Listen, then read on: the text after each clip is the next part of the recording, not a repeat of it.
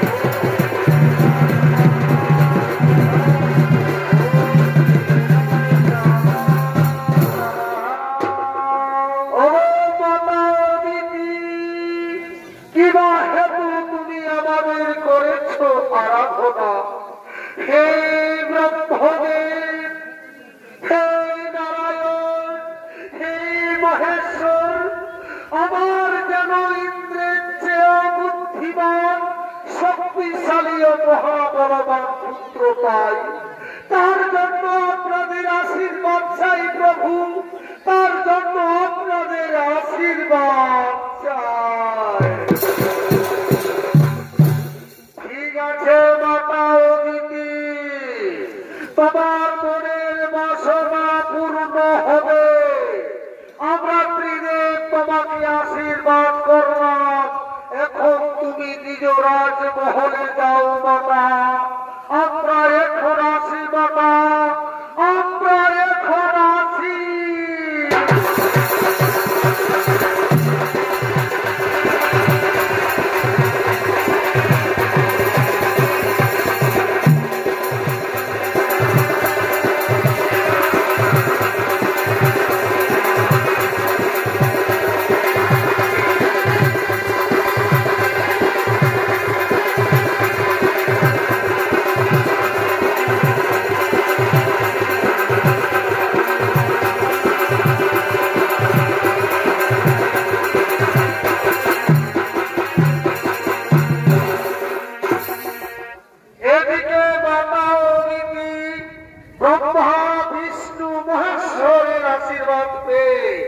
নিজ রাজমহলে চলে গেলে শুরু করছি ইন্দ্র সভা।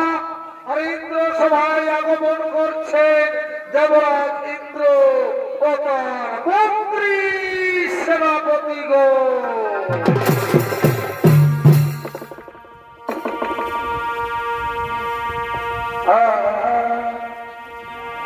তোমার সঙ্গে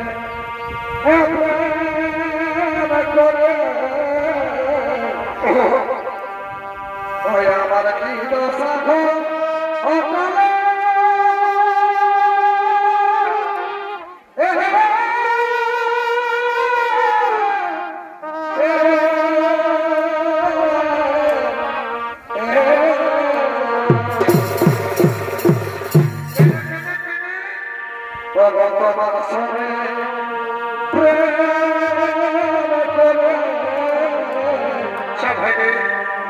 সঙ্গে আমার কি দশা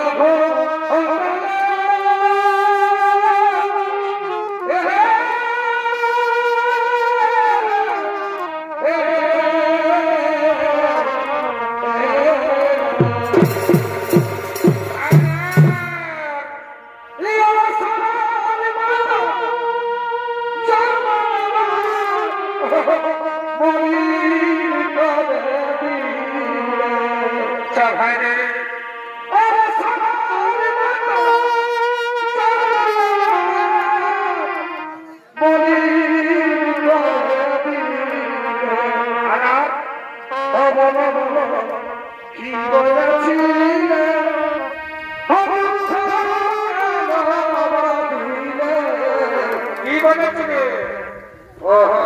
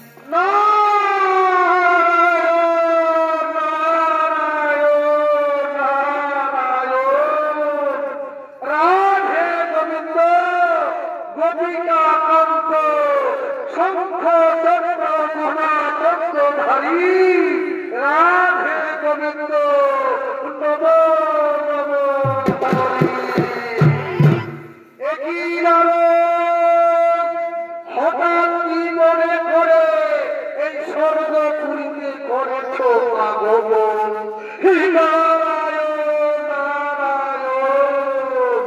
হে দেবরাজ ইন্দ্র, তুমি কি জানো না তোমার চাইতে মাতা অদিতির গর্ভে যে সন্তান প্রতিপালিত হচ্ছে, সেই সন্তান ব্রহ্মা বিষ্ণু মহেশ্বরের আশীর্বাদে সন্তান হবে সব থেকে বুদ্ধিমান ও শক্তিশালী ও মহাবলবান। তাই তো মাতা অদিতির গর্ভ 10 মাস 10 দিন পূর্ণ হতে চলেছে, এবার ভূমিতে আসবে।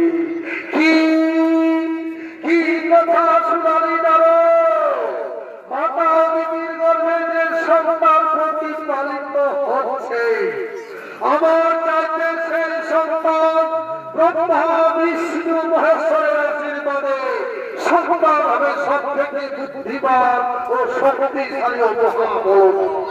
কিন্তু মাতা অদিতি গর্ভের সন্তানকে আমি হত্যা করব। ওরে ভাই মন্ত্রী সেনাপতিগণ, তোমরা ছুটে যাও, যেখানে পাবে মাতা অদিতিকে তাকে জোর করে ধরে নিয়ে এসো। ঠিক আছে দেবরাজ, ঠিক আছে, আমরা চললাম, যেখানে পাবো মাতা অদিতিকে তাকে জোর করে ধরে নিয়ে আসবো।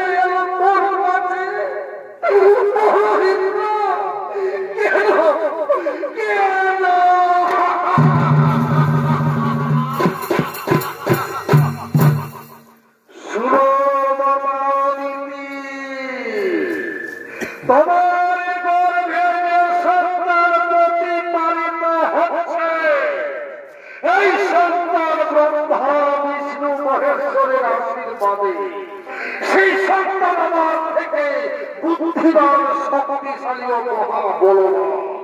তাই তো আমি তোমার গর্ভের সন্তানকে হত্যা করব।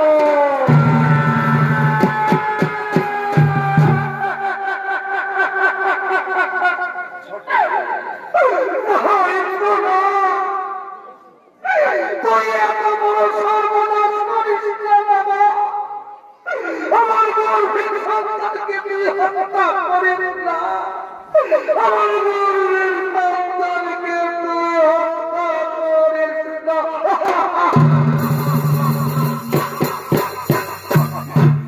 ওরে ভাই মন্ত্রী সেনাপতিগণ, মাতা অদিতিকে আঘাত করো, এর গর্ভের সন্তানকে হত্যা করো।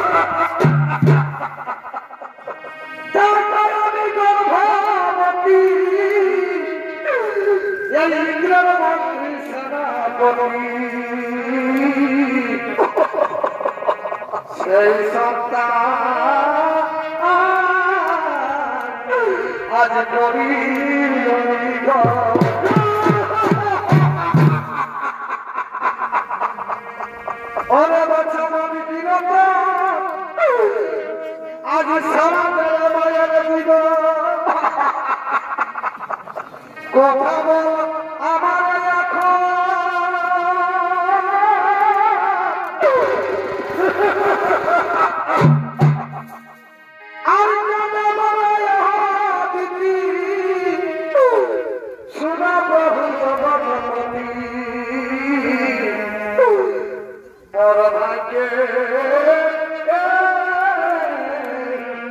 আজি বড়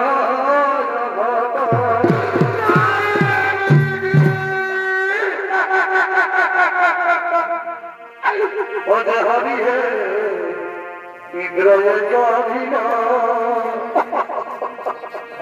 আর গর্ভের সন্তান কেন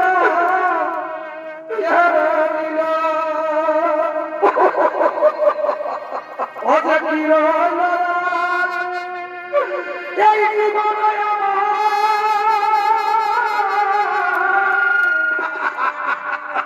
কি দোষে কি দোষে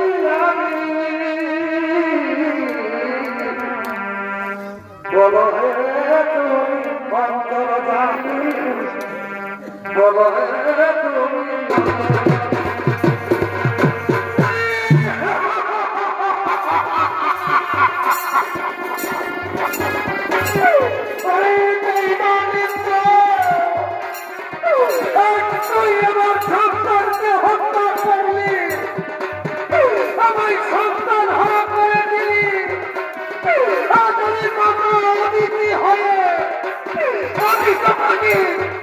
আমি তোমাকে অভিশাপ দিচ্ছি আমি তোমার সন্তান হারার জন্য হাহাকার করে কাঁদছি যাতে তুমিও একদিন আমার মতো সন্তান হারার জন্য হাহাকার করে কাঁদবে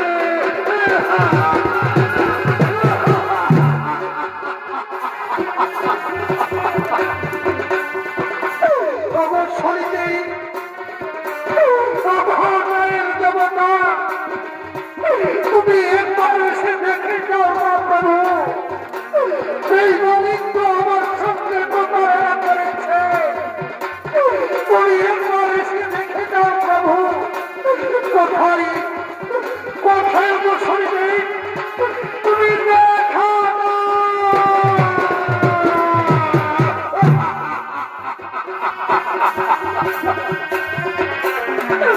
শান্ত হও বাবা শান্ত হও বাবা অদিতি তোমার দুঃখ বেদনার সব বুঝতে পারছি হয়তো তোমার গর্ভের সন্তানকে ফিরিয়ে দিতে পারবো না বাবা কিন্তু দেবরাজিন্দ্র তোমার সঙ্গে যে প্রতারণা করেছে তোমার সঙ্গে যে অন্যায় করেছে সেই দেবরাজিন্দ্রকে আমি অবশ্যই শাস্তি দেব যাও বাবা অদিতি তোমার সন্তানকে কোলে রয়ে রাজমহলে চলে যাও যাও বাবা অদিতি তোমার সন্তানকে কোলে রয়ে রাজমহলে চলে যাও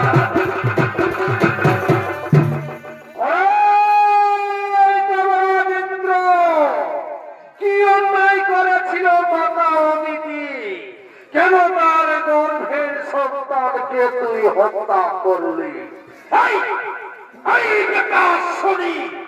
আমি দেব তাদের রাজা ইন্দ্রদেব আমি না ভালো বুঝবো আমি সেটাই করব কি কি কথা শোনালি রে দেবানিন্দ্র তুই না ভালো বুঝবি তাই করবি তুই না তাদের রাজা ইন্দ্র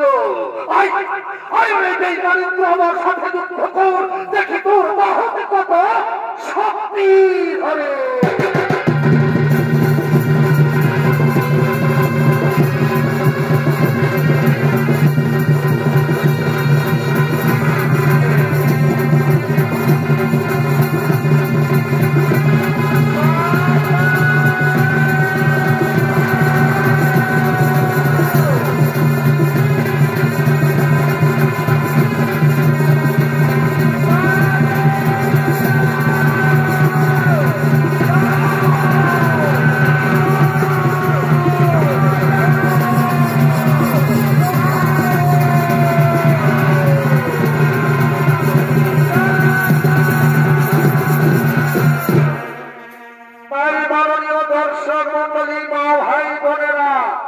দেবরাজেন্দ্র শনিদেবের কাছে যুদ্ধ করতে করতে হেরে যায় মহাবিষধরের ভয়ে দেবরাজেন্দ্র স্বর্গ থেকে মর্তধামে এসে এক পদ্ম সরোবরে ছাড়তে সেখানে তার শরীরের বস্তু শক্তিহীন দিশাহীন মনহীন ক্লান্ত হয়ে ছুটতে ছুটতে আগমন করছেন এই গভীর অরণ্যের দিকে।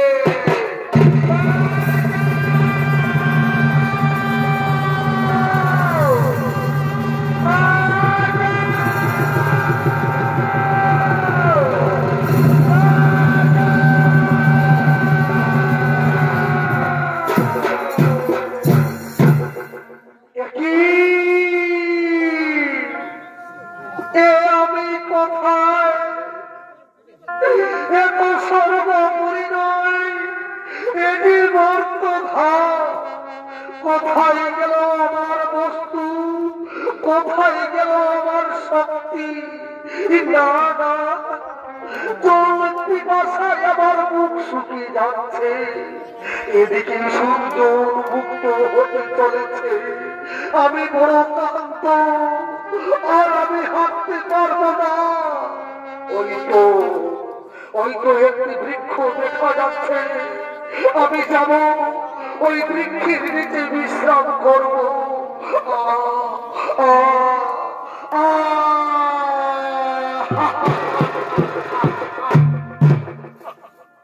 এদিকে ইন্দ্রদেব নিরুপায় হয়ে দিশাহীন মনহীন ক্লান্ত হয়ে বৃক্ষের নিচে বিশ্রাম নিচ্ছে, আর ওদিকে সর্বপুরী থেকে সতী দেবী ও তাদের একমাত্র ছেলে জয়ন্তকে নিয়ে মর্তধামের দিকে আগমন করছে।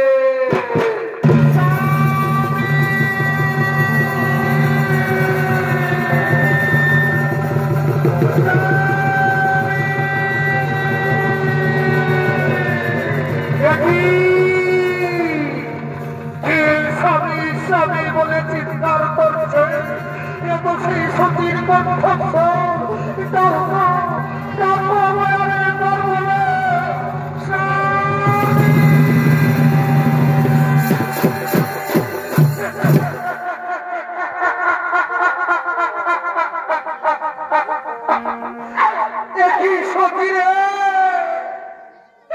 কেন এলে এই মর্ত ভাবে,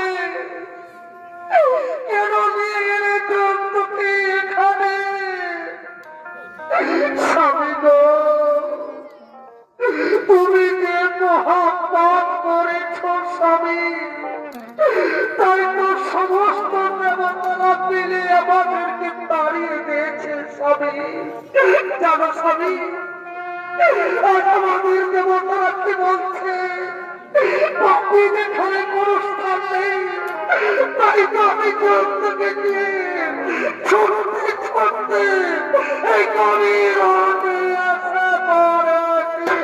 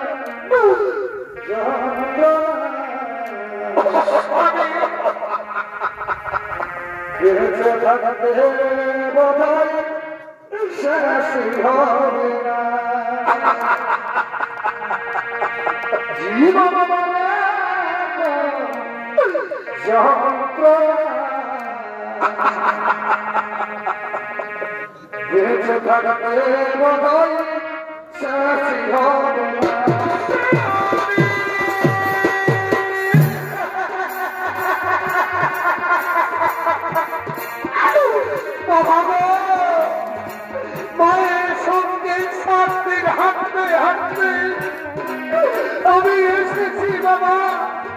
চলতি বাসায় আমার মুখ শুকিয়ে যাচ্ছে বাবা, চলতি বাসায় আর আমি সহ্য করতে পারছি না বাবা। ওরে বাবা দন্ত, এটা সর্বপুরী নদী বাবা, এটা মর্ত ভাব, তারপর গভীর অরণ্য, এই মর্ত ভাবে কোথায় খাবার পাবো বাবা? শুনুনি বাবা, কাল সূর্য ওঠার আগে আমি তোমার গ্রামে নিয়ে যাবো বাবা।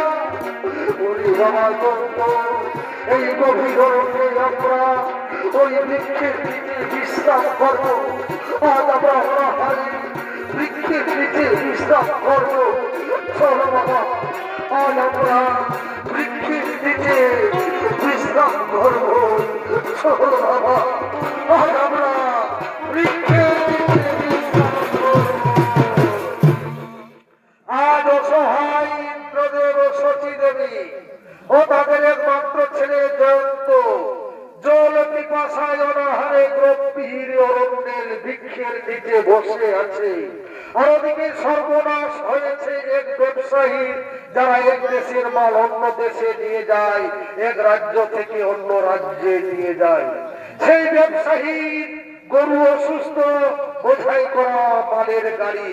তাই এই ব্যবসায়ী কি করেছে, নগরের সন্ধানে এই গভীর অরণ্যের দিকে আগমন করছে।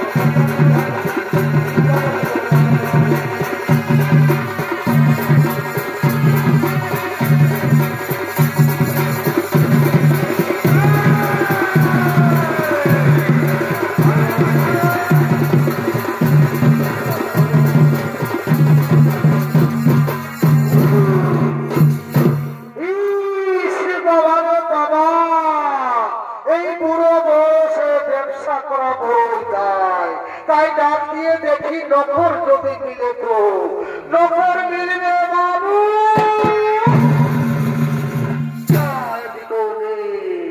নখর মিলবে বাবু।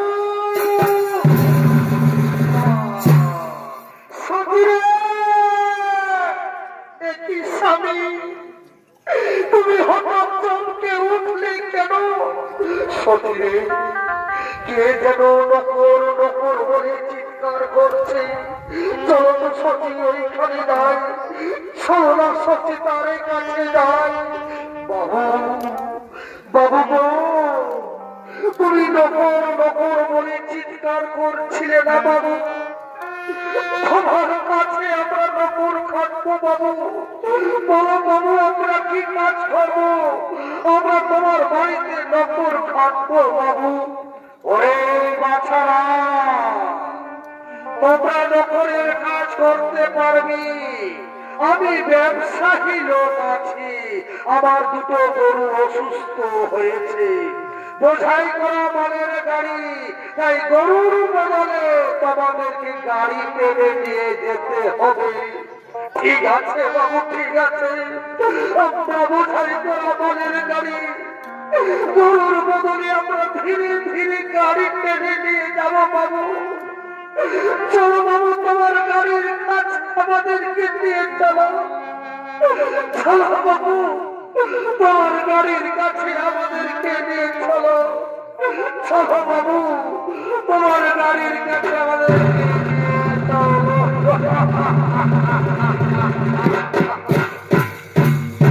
মাননীয় দর্শক মন্ডলী, ব্যবসায়ীর বোঝাই করা মালের গাড়ি গরুর বদলে একদিকে ইন্দ্রদেব আর অপর দিকে শচী দেবী, পিছনে একমাত্র ছেলে জয়ন্ত।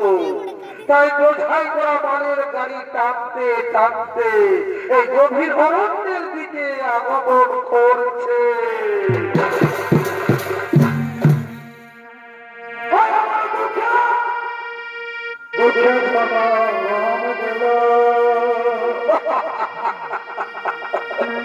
আমার দুঃখে দুঃখে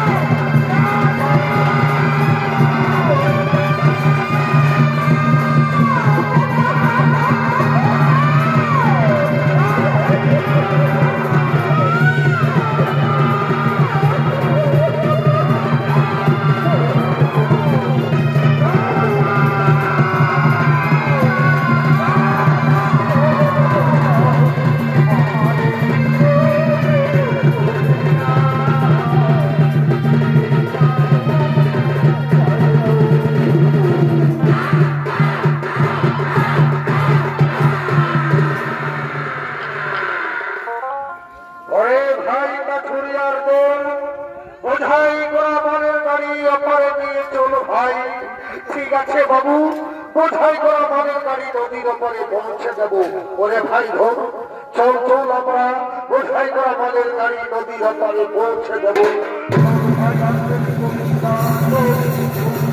ভাগ্য আর দেরি করিস না, আর দেরি করিস না তো।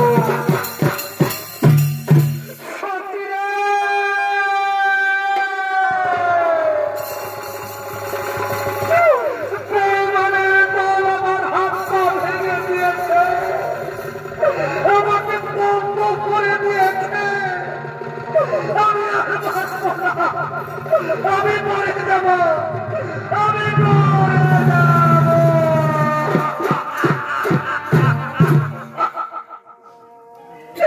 স্বামী গো, এই বিপদের সময় আমি কাকে ডাকবো? কি আমাদের কাকে সাড়া দেবে? আজ আমাদের কেউ নেই মাথার উপরে। ঠিক আছে স্বামী, আজ আমি আমার শাড়ির আঁচল কেটে তোমার পা বেঁধে দেব স্বামী। ওরে বাবা জয়ন্ত, তোর বাবার পাতা সোজা করে ধরতো বাবা। আজ আমি আমার শাড়ির আঁচল কেটে তোর বাবার পাতা আমি বেঁধে দেব, আমি বেঁধে দেব।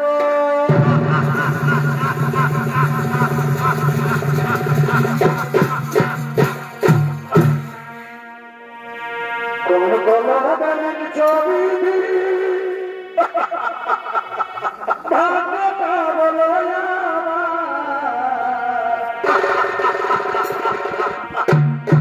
কোন গলার ছবি ভাগটা বলো আমার সুকুলা কারণে ছিল না বুঝিত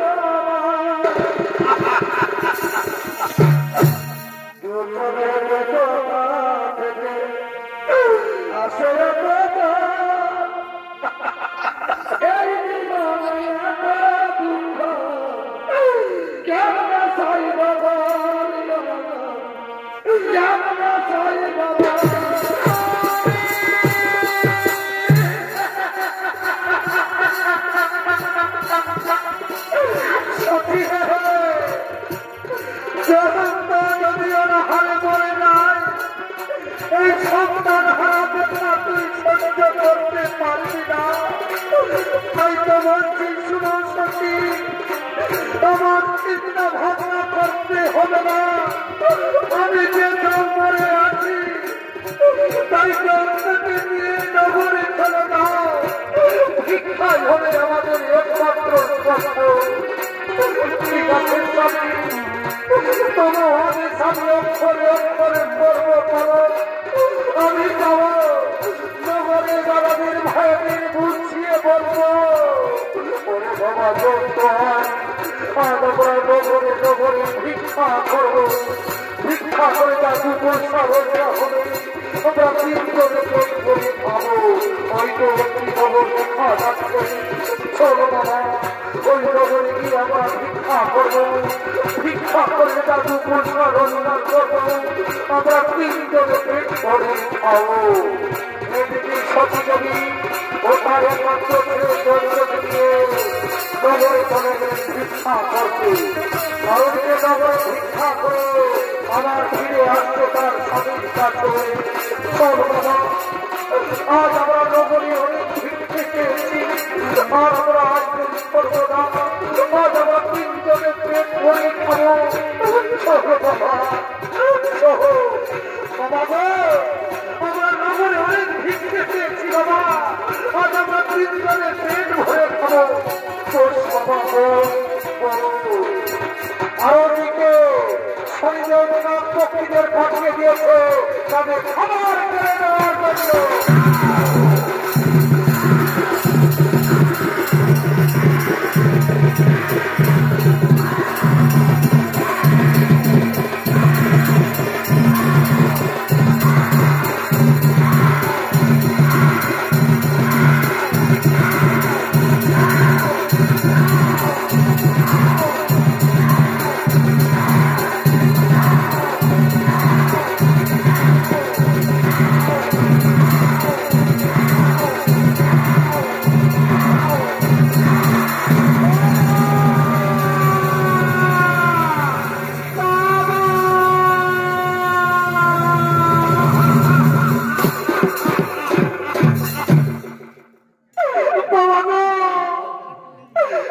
থেকে আমাদের খাবার কেড়ে দিয়ে গেল বাবা। আমি কি খাবো বাবা? আমি মরে যাবো বাবা, আমি মরে যাবো।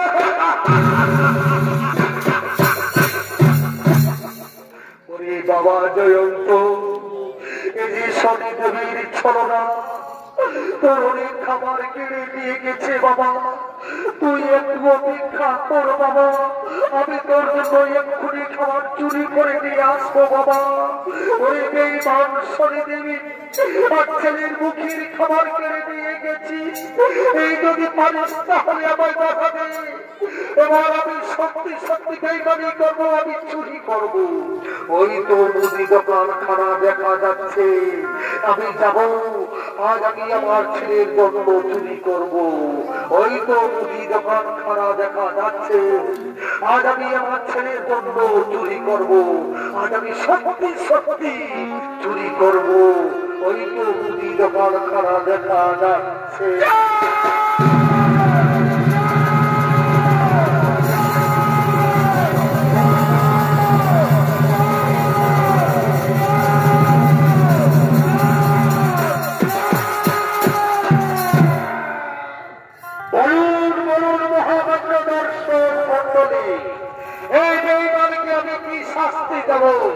হয়তো আমার দোকানে চুরি করেছে, কাল আপনাদের গ্রামে চুরি করবে, পরের দিন শহরে চুরি করবে।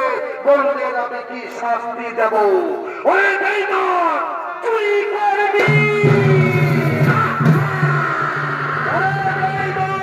চুরি করবি।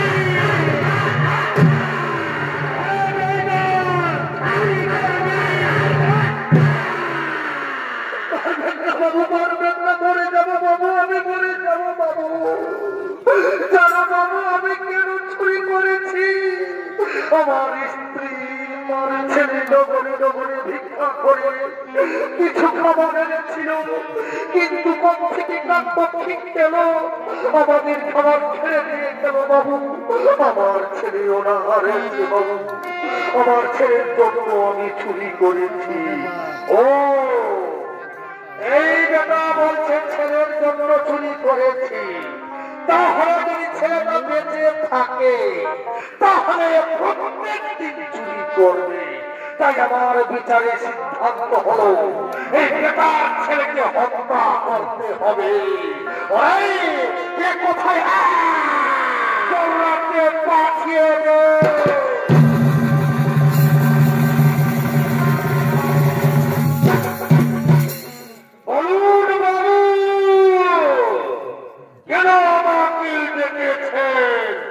আমাকে কি কাজ করতে হবে বাবু? কিসের জন্য আমাকে স্মরণ করেছে? সুরে এই বেঈমান চুরি করেছে, তার বদলে তার ছেলেকে হত্যা করে তার কাটা মুন্ডু আমার কাছে নিয়ে যাবে। তুমি অনেক অনেক টাকা বকশিশ পাবে। ঠিক আছে বাবু, আপনার কথা মতোই ছেলেটার মাথা কেটে আপনার কাছে নিয়ে যাব বাবু। আপনি এখন রাজমহলে আসেন বাবু, আপনি এখন রাজমহলে আসেন। কোথায় আছি? কথাটা দিয়ে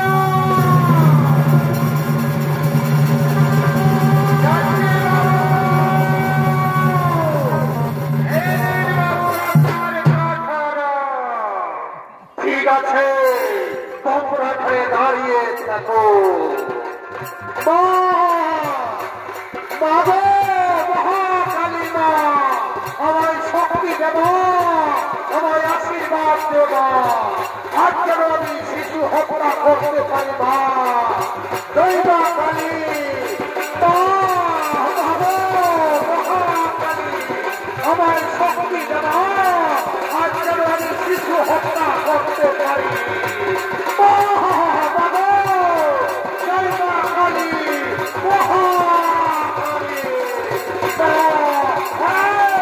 কোথায় গেল সেই বেটার ছেলে? তাকে দিয়ে সৈন্য আছে, আমি তাকে হত্যা করবো।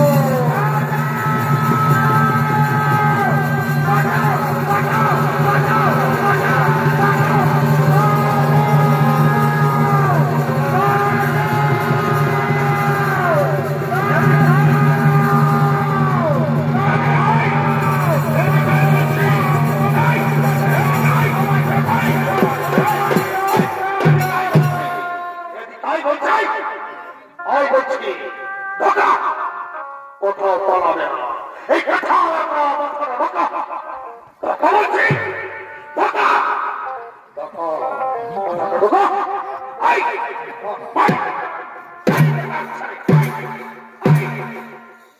বলছি এদিকাই বলছি আই ঢোকা কথা বলছি ঢোকা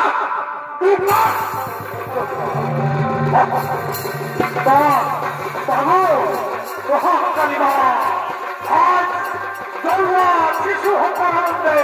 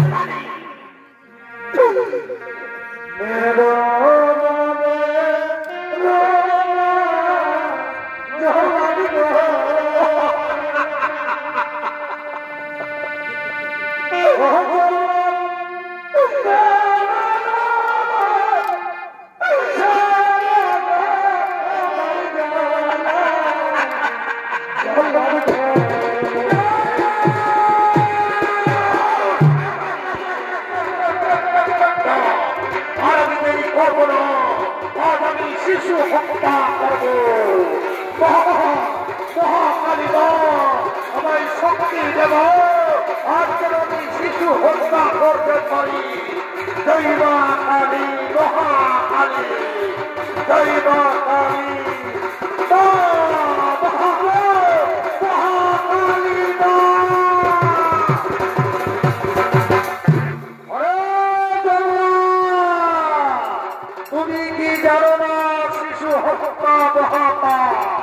কেন তুমি শিশু হত্যা করতে চলেছ কি অন্যায় করেছে এই শিশু কেন তুমি পাপের বোঝা মাথায় করে দিচ্ছ খুলে দাও এই ছেলেকে মুক্তি দাও ঠিক আছে প্রভু এই ছেলেকে আমি মুক্তি দিচ্ছি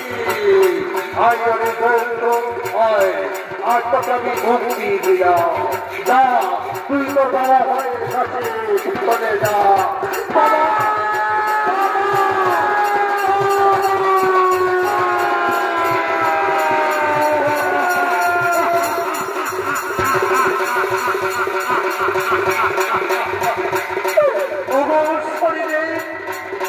আমার ছেলেকে রক্ষা করেছ প্রভু আমায় ক্ষমা করো শরীরে আমার ভুল ভেঙেছে আমার ক্ষমা করে দাও মহাপাপীন্দ্র একদিন তোমার কাছে ক্ষমা চেয়েছিল তুমি শরীর তার সন্তানকে আঁকড়ে আঁকড়ে পেরেছ পারবে পারবে বেঈমান অতিথি মায়ের সন্তানকে ফিরিয়ে দিতে সুরে বেঈমান মহাপাপীন্দ্র সমস্ত দেবতাগণ ব্রহ্মা বিষ্ণু মহেশ্বর ও আমার ভোজ্য ভাই বোন মাতা অতিথি যদি ক্ষমা করে তবে তোমার ক্ষমা হবে তাই হবে আমার ভুল ভেঙেছে জীবনে অনেক ভুল করেছি জীবনে বহু পাপ করেছি আমি এই শরীরে সকল 33 কোটি দেবী ব্রহ্মা বিষ্ণু মহেশ্বর আমার ভোজ্য ভাই বোন মাতা অতিথি সকলের কাছে মহাপবিত্রদের আমি ক্ষমা চাইছি তথাস্তু আর আমরা তোমায় ক্ষমাই করে দিলাম। সুন্দর মহাপবিত্র তোর ভুল ভেঙেছে, তুই পাপের প্রায়শ্চিত্ত করতে এসেছি, তাই সব এই মহাত্রিশূলের ভয়ে পদ্ম সরোবরে সাপ দিয়েছিলে, সেই পদ্ম সরে আমার স্নান করবে, সেখানে তোমার শক্তি রাগ পরিবেশ দুষ্ট ফিরে পাবে, তুমি ফিরে পাবে। এতক্ষণে মহাপবিত্র দেবতারাটি সমাপ্ত করলাম, তার প্রেম সে দিনে সকলে বলুন জয় শনি মহা